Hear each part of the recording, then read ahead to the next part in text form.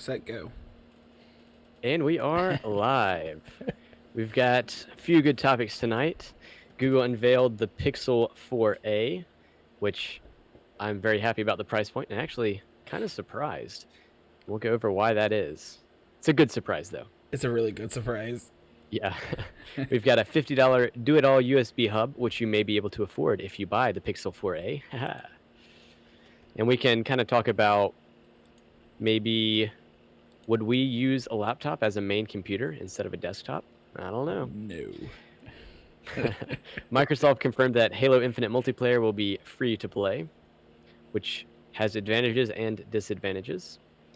Microsoft is interested in acquiring TikTok in the US, Canada, Australia, and New Zealand. And we've got an article from The Verge talking about why they may be interested in acquiring TikTok. Oh. Okay. Yeah, fancy schmancy. Ooh. Netflix added playback speed selection, which YouTube has had for a while, but it's new on Netflix. We've got an update on Microsoft Flight Simulator, which we've talked about for the past 2 weeks, actually. And yeah, we'll talk about that. And then finally, an app that Microsoft wants you to uninstall. It's pretty obvious of an app. But this first article over here, we finally got the Pixel 4a. Yes. Finally. And the price point is amazing. So last year, we frequently talked about the Pixel 3a as it went on sale, or just as people were comparing the Pixel 3a to the iPhone and other phones. But now Google's coming out with the Pixel 4a, and they just released the price point, which is $349, which is actually cheaper than the 3a from last year, which I was very surprised, but pleased. Yeah, very pleased. The question is, should I have waited and gotten the 4a over my S10e? I'm not sure if they were good. If you paid more for the S10e, I mean, you could have waited, but I don't think that the 4a really has anything that's that notable to talk about. Has a nice camera, which is one thing that the Pixel phones have kind of been known for, I think. It does have a headphone jack, which is nice. Not many options. It's just got one color scheme and one size, whereas the 3a actually did have two sizes and had a few color schemes. For me, not really a big deal. No. But throw a case on it anyways. Yep. And the big thing really is that the camera's pretty nice, apparently. It doesn't have a telephoto lens like the iPhone does, but I don't know how much people actually use those. It also does not have wireless charging. There's the reason I wouldn't buy so it. Yeah, you definitely didn't want to wait for that then.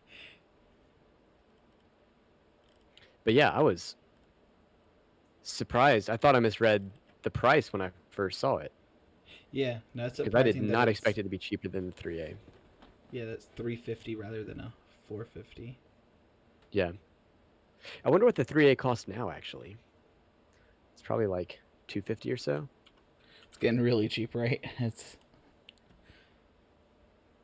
Let's see. You can buy it used for $200. I wouldn't want to do that.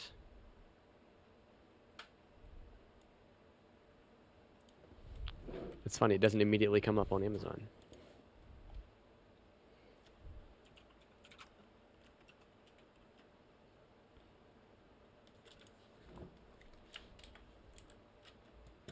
Wow, Pixel 3a with some accessories, $439. That seems a little extreme. Very. Pixel 3a renewed for $300. Wow, so this 4a is almost lower price than the 3a, which came out last year. That's interesting. So, do you by chance off the top of your head know how much the Pixel 4 costs? It was in the article somewhere, like $700 or $800. Okay, so it's a lot more expensive. Yeah. Here's a comparison between the Pixel 4a and the Pixel 4. Okay. And yeah, one of the interesting things is that my S10e that I bought for like $504 or something, so $150 more. It has the Snapdragon 855 Equinus equivalent. So it's basically trade off on which one's faster for which program you use. Mm-hmm. So it's closer to the Pixel 4 over the Pixel 4a. But the interesting part is the Pixel 4a has a bigger battery by 300 milliamps. Okay. Huh. Which I guess is due to not having a wireless charger in it. I guess, yeah, Maybe. that would make sense because the wireless charger does take up some space, I would imagine. Apparently 300 milliamps worth of space. Yeah. So, yeah, I mean, if you're in the market for a smartphone, sounds like a pretty good deal to me. As long as you're not interested in the wireless charging, of course. That's kind of a big downside, actually. Yeah. No wireless charging, and it says no water resistant. While the Pixel 4 has an IP68 water resistance rating. Okay. Otherwise, it looked pretty close. Yeah. Sounds good. And then I think it said it goes on sale on August 20th. So Okay. they're just kind of making their final announcement now, but it's not actually on sale yet. But it will be soon.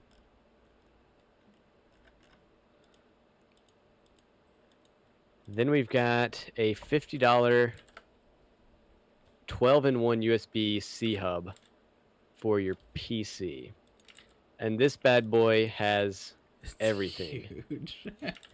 It's got HDMI ports, VGA ports, SD card ports, USB-C ports, USB ports, Ethernet ports, VGA ports. Yeah. This is wild. Yeah. So if you're someone who has a laptop as your main computer and you like to carry it around, but also throw it down on your desk, this would be a good option for you to have your monitors plugged into the USB hub, have your mouse and keyboard plugged into the USB hub, and then when you come back to your desk, you can just plop your laptop down and plug in a single port or a single plug. It's pretty convenient. One of the weird things on this photo that got me for them showing everything is this. There's the top slot for the SD card and the bottom slot for the micro SD card. Yeah. And then it shows you the SD card upright, micro Adapter. SD card upside down. But yeah, the micro or the SD card is an adapter for the micro SD card right beside it. That is kind of funny, yeah. It's like, why don't you just use an SD card? Like, yeah. Especially if the point is to yeah. show off the micro SD card slot. Yeah. Like, you already have one of those, but all right. So you don't think you would ever have a laptop as a main computer? So the problem I see with that is there's no convenient way to carry a laptop around. It's too big.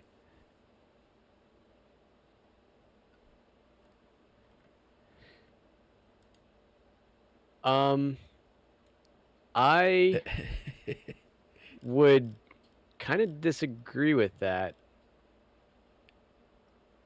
From work, you know, carrying a laptop to work and bringing it home, working from home and that kind of thing.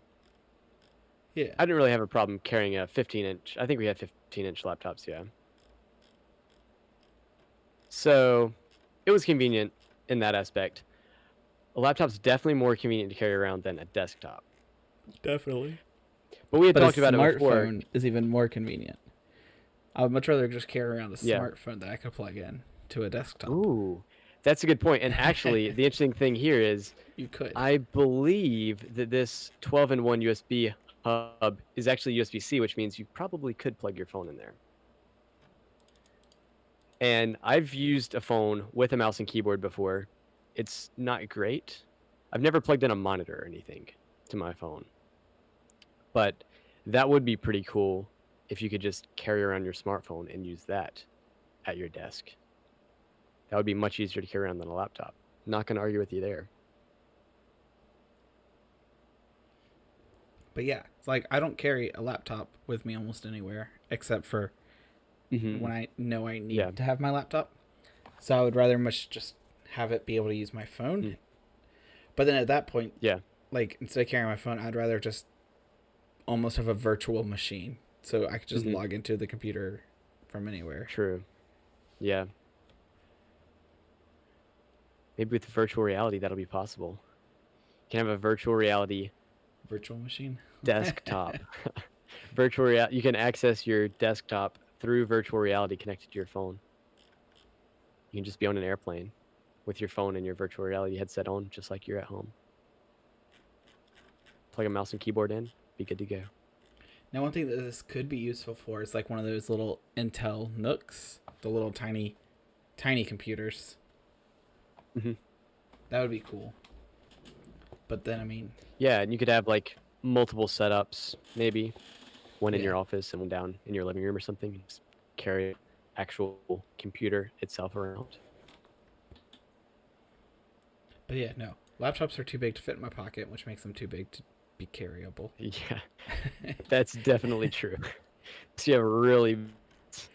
I got those Jinko jeans, those giant blue jeans. Microsoft confirmed that Halo Infinite player will be free to play. So it's not the campaign, just the multiplayer. And then they also said it might be up to 120 FPS on the new Xbox X. The advantage, obviously, of it being free to play is that, well, it's free to play, and pretty much anybody can play it. The downside is It's free to play. microtransactions, DLCs, that kind of thing, yeah. And then also, free to play can come with trolls and griefers and stuff too, because they don't have to pay money for the game, so they can just mess around. And this was actually confirmed by Halo on Twitter, so this isn't just some kind of leak. They actually confirmed it. Kind of me. Halo is kind of one of the games that we grew up playing where our friends play. We choose to play Halo, and Okay. I've never owned a Halo game though. I've never played Halo before, so I have no clue. Yep, never played it. You know the game though, right? I know, of it. Sci-fi shooty game. Yeah, it's kind of like Doom, but sci-fi instead of demons. Yeah, I guess that's a way of putting it. Yeah. More, I guess, a little bit more team-based, and yeah, less demons for sure. For sure. Although there's still some weird creatures. Okay. Huh. We might have to play it if it's free. Yeah, that'd be fun actually. Maybe do a live stream. Yeah, 'cause the internet's so good. I'm sure it can handle it, right? My computer over here is crippling down. Your computer's doing better than mine, I think. At least better than my internet. Yeah, oof. We need some more So internets. TikTok's been in the news a lot recently This is what I'm with all the curious about. political stuff and wanting to ban TikTok in the US, blah, blah, blah. We're not even talking about that today. Thank you. But what we are talking about is Microsoft's interest to acquire TikTok, or at least, I guess, rights to use and distribute TikTok in the US, Canada, New Zealand, and Australia. So Microsoft, as we've kind of discussed, has tried to venture out into a lot of different things recently. The most recent was Mixer, which has just been shut down. Windows had the Windows Phone. They had something else that died, I think. It was just the Windows Phone that I'm thinking of. So now they're trying to venture out into their new streaming service, game streaming service, xCloud, which we've talked about. And then they're also interested in TikTok. And this article from The Verge says that the main reason Microsoft might want to acquire TikTok would be for all the user data that TikTok has. So Microsoft can kind of study how users use mobile applications. Be a good thing for them to learn. Yeah, exactly. Wow. Man, this gets me off on a side topic if you don't have too much more about TikTok. Yeah, for sure. I had opened up Facebook. Yeah, right. Open up Facebook. And I went down to the, what do you call it? Let's see. I have it open here. Terms. So it's facebook.com/policies. Mhm. And then I went to data policy. It is terrifying. Not even having to click like on any of the actual like fine prints, just like Yeah. scrolling through like what kind of information do we collect? Mhm. And then the first bullet point is things you and others do and provide. Information and content you provide. And it goes, we collect the content, communications, and other information you provide when you use our products, including when you sign up for an account, create or share content, message or communicate with others. This can include information in or about the content you provide, like metadata, such as the location of a photo or the date a file was created. It can also include what you see through features we provide, such as our camera. So we do things like suggest masks and filters that you might like, or give you tips on using camera formats. I was like, whoa. So a lot. Yeah, right. So like it probably records what your camera is when you have the camera app open. So like if you're taking a picture just to send straight through Messenger, they're like, oh yeah, we keep that data. But then yeah, it goes way and deep on everything. So like when you open the app, it tracks location and marks it. It's pretty scary stuff. But looks like TikTok probably does the same thing. So it's not too new there. Another thing that this article from The Verge talked about was some kind of speculation on how Microsoft would operate TikTok. And in this article from The Verge, they suggest that they may pretty much let TikTok run as it is in the same way that Microsoft acquired Mojang, which built Minecraft, but they're still allowing the Mojang team a lot of control over Minecraft. And the same goes for LinkedIn. Microsoft acquired LinkedIn, but pretty much LinkedIn as a company has stayed LinkedIn as the company just owned by Microsoft.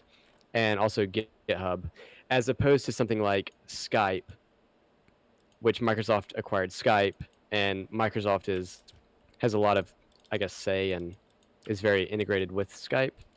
Yeah. So they're thinking that maybe Microsoft would buy TikTok, but TikTok as a company would kind of stay TikTok, so you get the TikTok experience, and Microsoft doesn't ruin it. So be interesting to see how that plays out. But this would kind of get Microsoft into the whole social media game to be able to compete against Facebook. And it wouldn't be like Microsoft plus Google. Yeah, exactly. Yeah. They're buying a successful So Microsoft platform. would kind of own a social media platform, but it wouldn't be a Microsoft social media platform. That's good. Yeah. I guess. So be interesting to see how that turns out. And it would also be interesting to see how that would affect all the political policies surrounding TikTok if it was then owned by I guess Microsoft's a U.S. company, right? As opposed to the Chinese government, blah, blah, blah. I don't really want to get into all that, but... Oh, come on.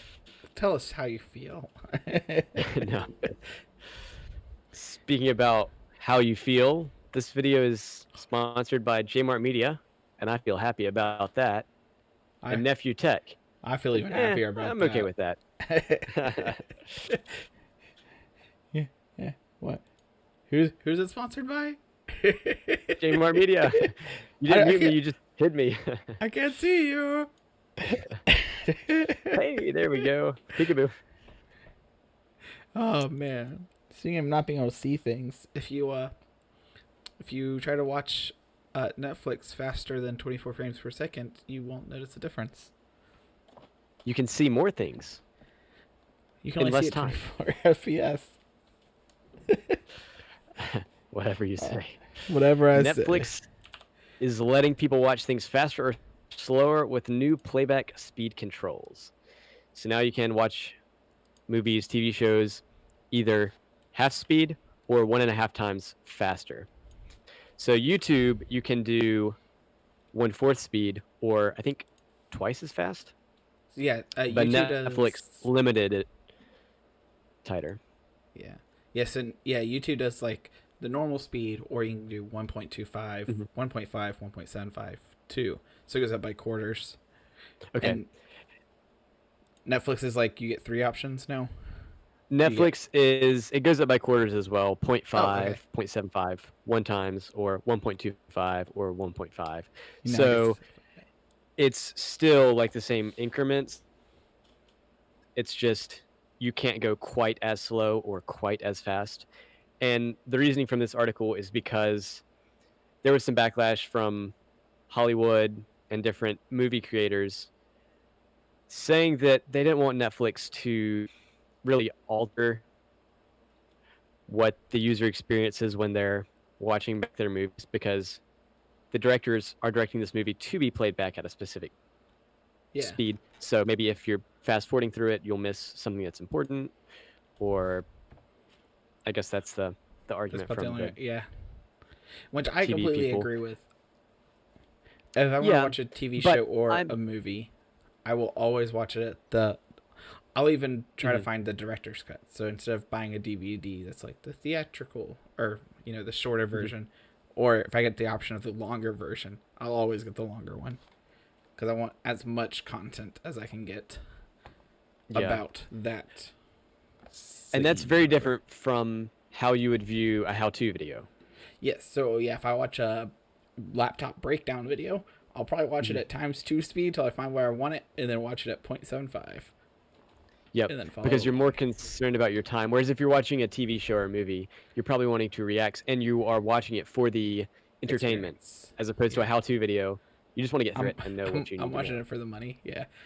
Yeah, exactly. One thing that was very interesting to me is that Netflix is trying to change the pitch of audio so that it sounds normal when played at a faster speed. Because normally, if you speed up a video to 2 times speed, the audio gets higher Yeah, a little because squeaky. the frequency of Yeah. Yeah. The sound. Yeah. Your the microphone audio keeps is cutting higher. out. The pitch is lower. Yep. How's that? Pretty good. Cool. Yeah. And I think with YouTube, they don't affect the pitch, do they? Like, it sounds like little squirrels talking, especially if you're watching a Linus Tech Tip video.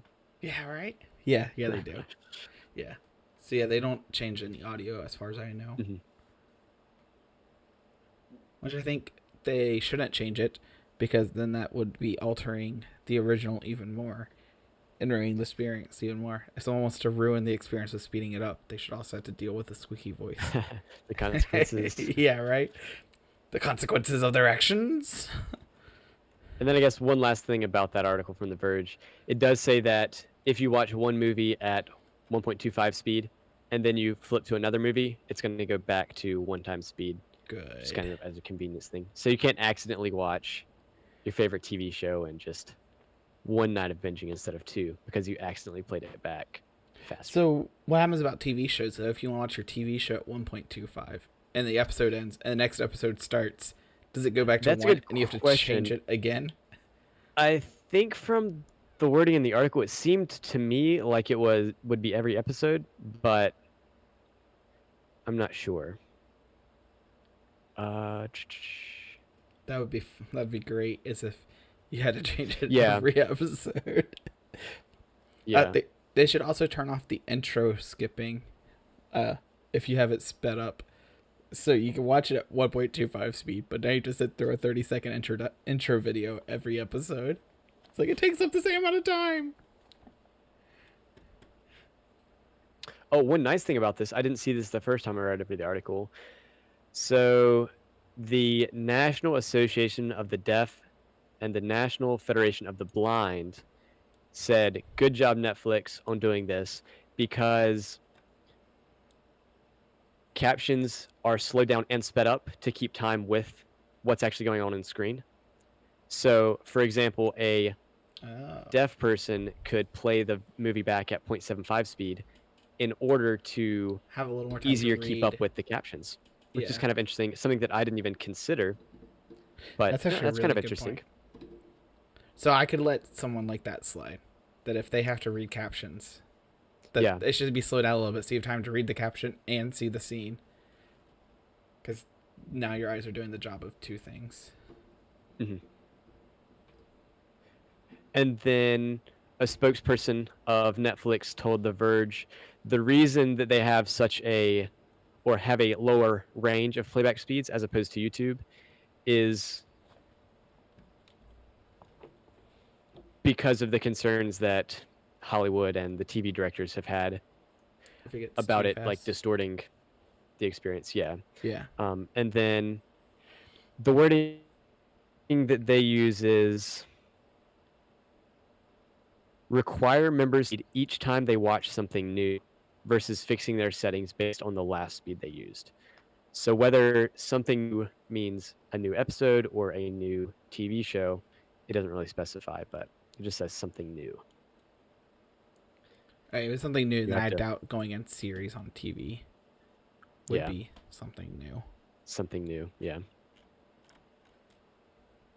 Speaking of something new, we've got a new update Microsoft Flight. Microsoft Flight Sim. One day we'll play it. One day it'll be released. It's released the 16th, right? August 16th? I don't think so, but I could be wrong. I'm pretty sure you are. I think it's this August 16th. And one of the reasons I don't think that's correct is because... Oh, I might have just misread this. So this article is from Polygon. It says, Microsoft Flight Simulator will support VR this fall.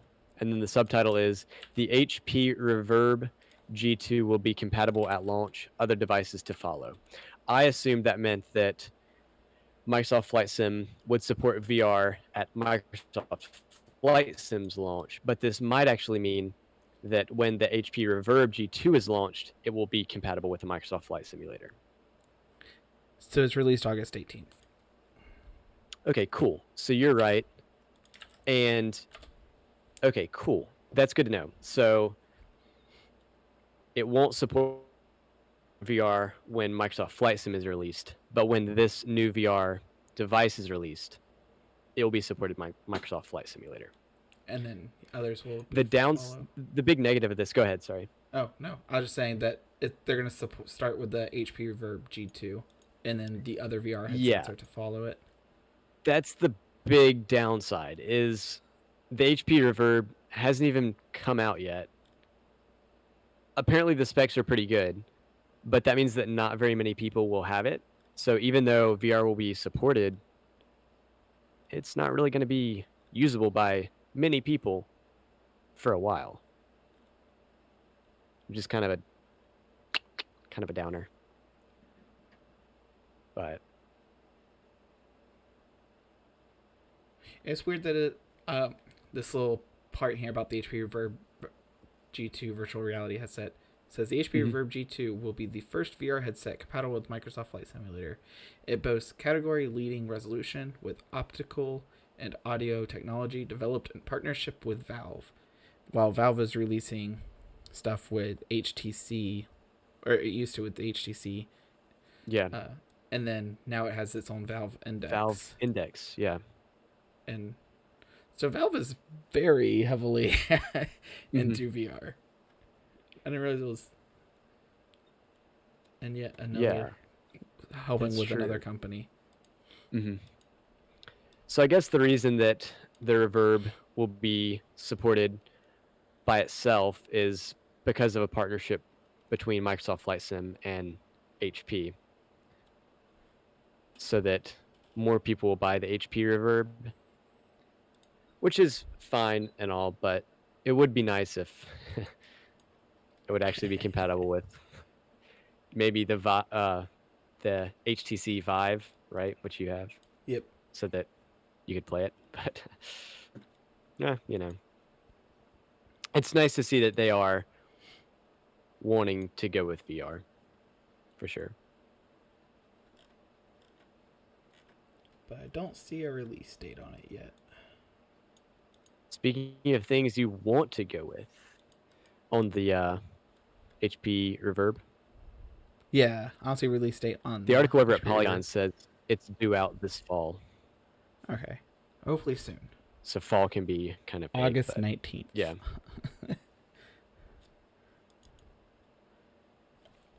Now this is the most interesting topic of them all because this is the one thing that I have brought to the table today. Right? Woo. Windows 10 now warns you again. You cut out again. Where? Oh, repeat that whole thing. You said Microsoft and then everything cut out. When installing this software. Oh, all right. We're gonna let you Really? do your audio. Yeah, maybe you're back I don't now. think I stopped. All right. Windows 10 now warns users against installing this software. CCleaner is finally flagged as potentially unwanted software by Microsoft Windows Defender. By Microsoft Defender. I always call it Windows Defender. Ah. Am I back? Hey, you're back. Good job. Hey, sweet. That was weird. How many Yay, times did you have to say internet. that? How many times did you say that intro? Like four times. Yeah, right? Yeah. So Microsoft apparently isn't keen on you installing CCleaner on Windows 10 anymore. Bleeping Computer had spotted it. I can actually open up that article. I have not been a fan of CCleaner since they were caught selling user data. And that was 2017, I think, I believe. Okay. Yeah. Yeah, so in 2017, Avast purchased Piriform, and that's probably when it started, because Avast sells user data. And it's pretty prominent. So, you know. Maybe don't use it. Yeah, definitely don't use it. That is one of the things that I will uninstall, even if the customer is paying for it. Because it's a scam. Mm-hmm. Like, I don't know a nice way to put it. It's a bad piece of software now. But yes, what I didn't realize though is we might have even talked about this before, but Avast, the company, is actually like big on everything that they own. So we get to Avast the Wikipedia page. Okay, yeah. I mean, I've heard of AVG. I didn't Yeah. realize that Avast owns a lot of other stuff. Yeah, so yeah, Avast owns AVG, which is like one of the big ones that a lot of people like for security because it used to be really good security. Then Avast bought it. I want to say in the early 2000s. Okay. AVG Public. February 2012. So early 2010s. Avast bought AVG for. Oh no, I'm still wrong. Avast acquired AVG for $1.3 billion in July 2016. So they've owned. So AVG has been sold out for 4 years. Okay. And then it looks like they also have The terrible Avast VPN service. Secure Line VPN and Avast Secure Browser. Yeah. Yep, and they own Piriform. The worst part about them owning Piriform is I really like Rikuva and Specky. Specky was useful until Windows 10 came along and just told you everything about your computer. Okay, and Piriform actually looks like runs CCleaner as well, or was developed CCleaner. Yeah. Piriform created CCleaner, Defraggler, Rikuva, and Specky. That's all I know of from them. Okay. And then Defraggler was great until everyone went to solid state drives. And the Oh yeah, that's true. Because now you can't defrag an SSD.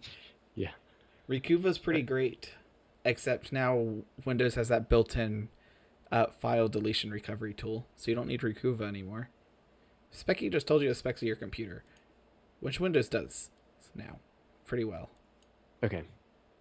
And CCleaner, I mean, you really don't need to clean your registry, as far as I know. Like, the last time I cleaned my registry was when I wiped my computer and reinstalled Windows. Like that. It's been a while. So to see that Microsoft is finally calling CCleaner potentially unwanted, would make me interested to see if they'll ever push to say that Avast and AVG will be potentially unwanted programs. And that's something I hope for. Yeah. I think that would be a good thing. To be calling a lot of these scammy softwares that's supposed to be performance software. The other one I see a lot is Driver something. What's it called? Driver. It's a D driver or something like that.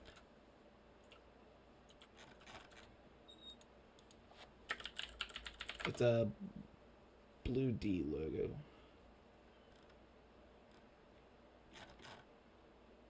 I'll have to find it and tell you the next week.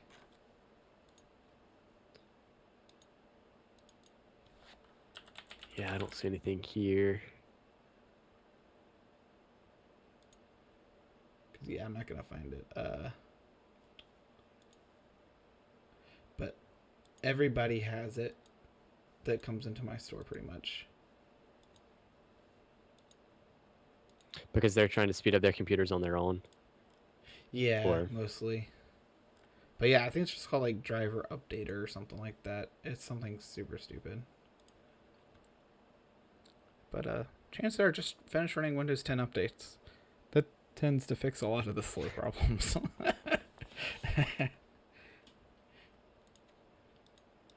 And we basically made it to the 1 hour mark on this episode. 36 minutes. That's more than half. That's almost an hour, right? Yeah. It's hours. It's rounding. Unfortunately, I didn't have enough time to find any articles I liked. But slow news day, I guess. There weren't a ton, to be fair, so. I got some more 3D filming in, so the next coming weeks, I'll probably end up having a lot of 3D printed parts, hopefully. I got purple in today, which is exciting. So, can't spoil it on camera yet in case someone accidentally clicks on a video and watches it. I know, you're making Barney the Purple Dinosaur. It's fine. Yep. I actually already have the green, so, you know. Nice. I could. That'll work. Awesome. Until next time, I guess we're going to